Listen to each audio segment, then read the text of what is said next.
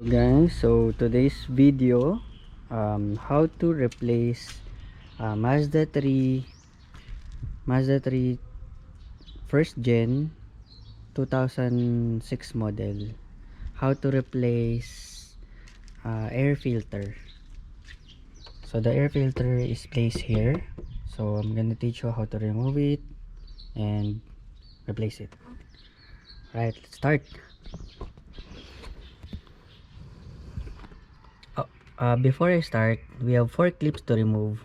1, 2, 3, and 4. So okay, let's remove it.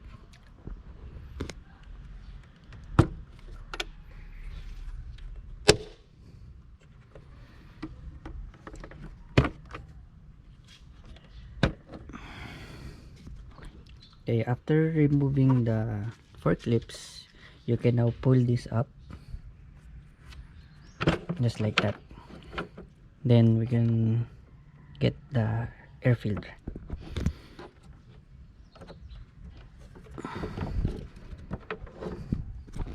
Since this is new, I won't replace this.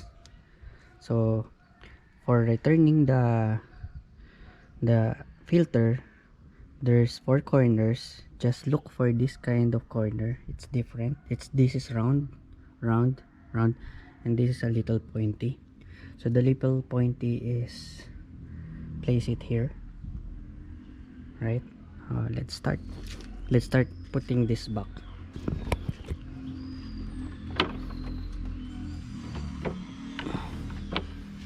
Yeah.